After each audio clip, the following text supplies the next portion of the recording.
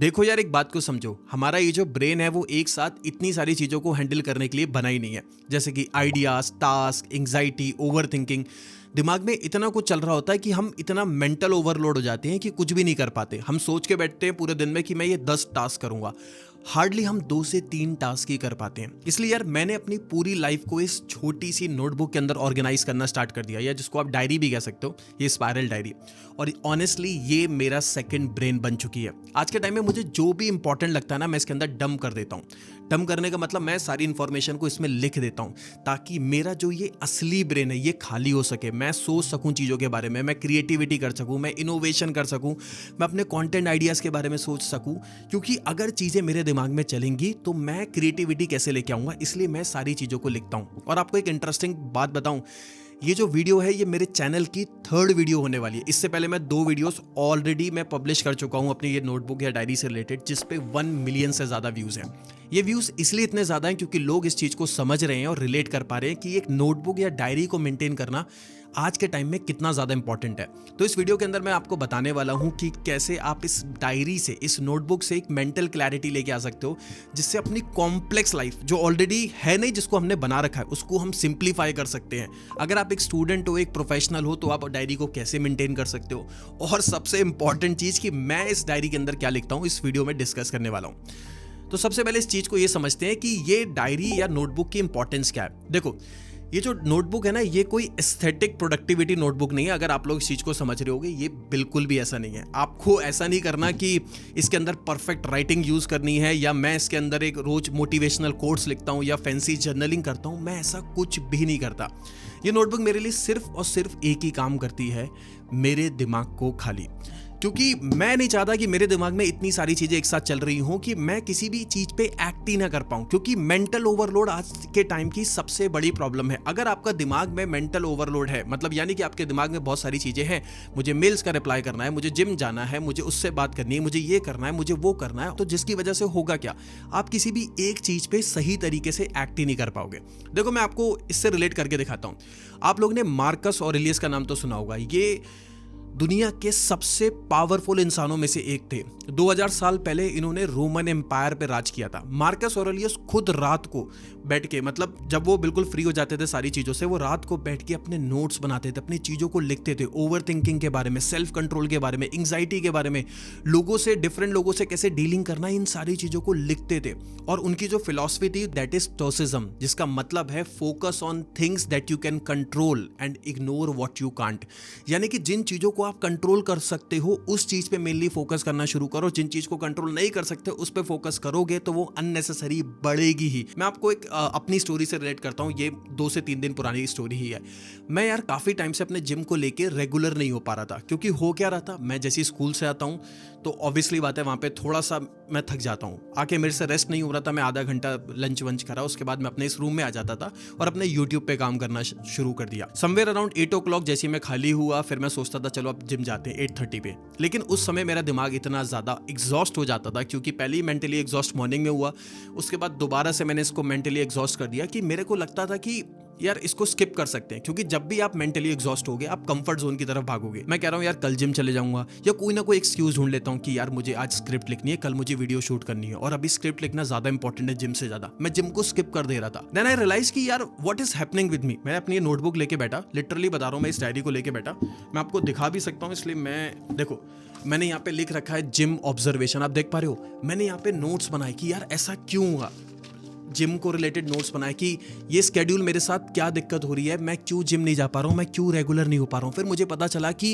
Actually मैं कर क्या रहा हूँ, मैं मेंटली एग्जॉस्ट हो रहा हूँ, उसके बाद दोबारा से मेंटली एग्जॉस्ट हो रहा हूँ, तो ऑब्वियसली बात है जिम स्किप होगा। यहाँ पे बीच में रेस्ट नहीं हो पा रहा है। मैंने अपने स्केड्यूल को चेंज करा। मैं स्कूल से आया, मैंने थोड़ा सा रेस्ट करा, फिर मैं जिम गया, तब मुझे एनर्जी दोबारा से रीगेन हुई। अब जाके मैं फिर यूट्यूब के ऊपर काम करता हूँ। तब मुझे पता चला कि यार एक्चुअली में ये चीज है जो मैं मिस कर रहा था। आज के टाइम में लोग कंज्यूम इतना ज्यादा कर लेते हैं, लेकिन जब प्रोसेस करने की बारी आती है, जब ऑब्जर्व करने की बारी आती है, तो उनके पास टाइम ही नहीं है। क्यों?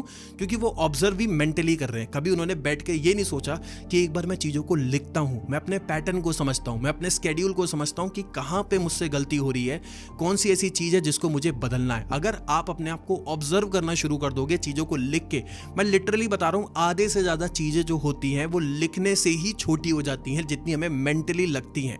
लेकिन once you will start writing, you will like कि यार ये तो बहुत ईजी था, मैंने इतनी बड़ी गलती क्यों कर दी। अब मैं आपको बताता हूँ बेनिफिट्स इस चीज़ के, कि अगर आप चीज़ों को लिखते हो तो उसके क्या बेनिफिट्स हैं। देखो, लोग इस नोटबुक को सिर्फ और सिर्फ एक प्लानिंग टूल की तरह समझते हैं। This is not only meant for planning tool. ये जो नोटबुक है, ये जो डायरी है, ये आपको मेंटल क्लैरिटी देती है। इस चीज़ को भी मैं अभी समझाता हूँ। हालांकि ऐसा नहीं है कि मैं भी इसके अंदर प्लानिंग करता हूँ। अगर आप देख पा रहे होगे, यहाँ पे मैंने अपना पूरा स्केड्यूल मेंटेन कर रखा है। 20th मई को मुझे ट्रैवल करना था, जो मैं ऑलरेडी कर चुका हूँ। 23rd मई को मुझे वीडियो को रिकॉर्ड करना है, जो मैं ऑलरेडी इस टाइम पे कर भी रहा हूँ। तो मैंने यहाँ पे देखो लिख भी रखा है, अगर आपको दिख रहा होगा, 23rd मई मुझे वीडियो को रिकॉर्ड करना है, और मैं इस 23rd मई को इस वीडियो को रिकॉर्ड कर रहा हूँ।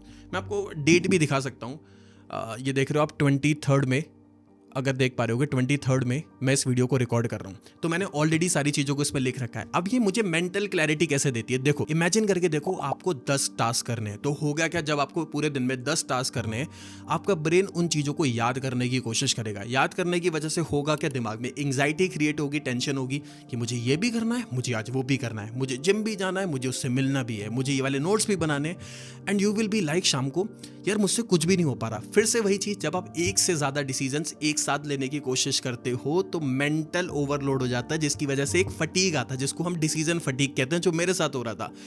मैं भी बहुत सारे डिसीजंस एक साथ ले रहा था एंड शाम को आके मुझसे जिम स्किप हो रहा था। ऐसी आपसे बहुत सारे टास्क स्किप होंगे।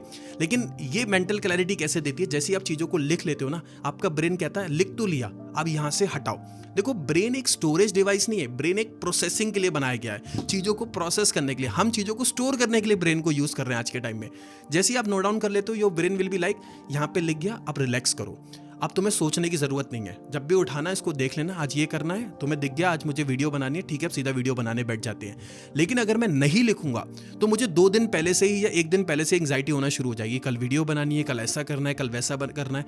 और जैसे ही आप एंड मोमेंट पे आओगे, आप इतने ज्यादा नर्वस हो जाओगे कि आप उसको पोस्टपोन करोगे। अब मैं आपको बताता हूँ, अगर आप एक स्टूडेंट हो या प्रोफेशनल हो तो इस नोटबुक को कैसे यूज कर सकते हो। देखो, स्टूडेंट्स की लाइफ में क्या होता है, करियर से रिलेटेड प्रेशर होता है, कंपैरिजन लगा रहता है, फ्यूचर को रिलेटेड बहुत सारे उनके गोल्स होते हैं, ये भी कर सकता हूँ, मैं ये भी कर सकता हूँ, मेरे साथ प्रॉब्लम क्या हो रही है, वो सारी चीज़ों को लेके इतना ज़्यादा मतलब एंग्जाइटी हो जाती है उनके पास कि दे आर लाइक कि यार मुझे ना डर लग रहा है मेरे फ्यूचर को लेके, मुझसे ये नहीं हो रहा, मुझसे वो नहीं हो रहा। वो इतना कुछ सोच लेते हैं कि वो रात तक कुछ करते ही नहीं है। फिर वो यूट्यूब पे कमेंट करते हैं मेरी वीडियोस पे, सर मुझे समझ में नहीं आ रहा मैं अपनी लाइफ में क्या करूं, पूरे दिन ओवर थिंकिंग करता रहता हूं। क्यों? क्योंकि उनका दिमाग जो है वो मेंटली ओवरलोड हो चुका है। उन्होंने चीज़ों को लिखा ही नहीं, समझने की कोशिश ही नहीं करी, किसी चीज़ पे एक्ट करने की कोशिश ही नहीं करी, एक्शन ही नहीं लिए। तो यही तो होगा। तो आपको एक्शन लेना है। ये डायरी आपको ये सिखाती है कि कैसे लाइफ में किसी भी चीज़ को पकड़ो और उस पर एक्शन लेना शुरू कर दो।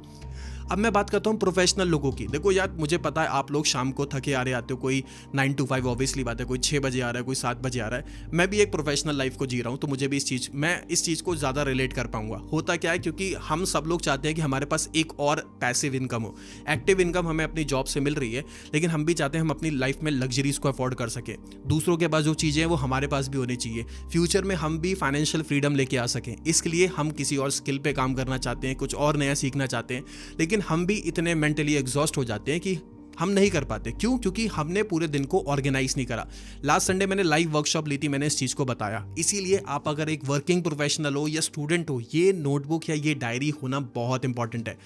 मैं पूरी प्लानिंग करके रखता हूँ। जैसे आप देख पा रहे हो, मेरी 27 से लेकर 29 तक वर्कशॉप है। मैंने यहाँ पे लिख रखा है मेरी वर्कशॉप 1, वर्कशॉप 2, वर्कशॉप 3, जिसमें मैं लोगों को सिखाऊंगा कि यार ओवर थिंकिंग से कैसे बाहर आ सकते हैं, कैसे हम अपने स्ट्रेस को कंट्रोल कर सकते हैं, एंग्जाइटी को कैसे कंट्रोल करना है। ये पूरी वर्कशॉप 3 डेज़ की, जिसमें मैं सारी चीज़ों को सिखाने वाला हूँ।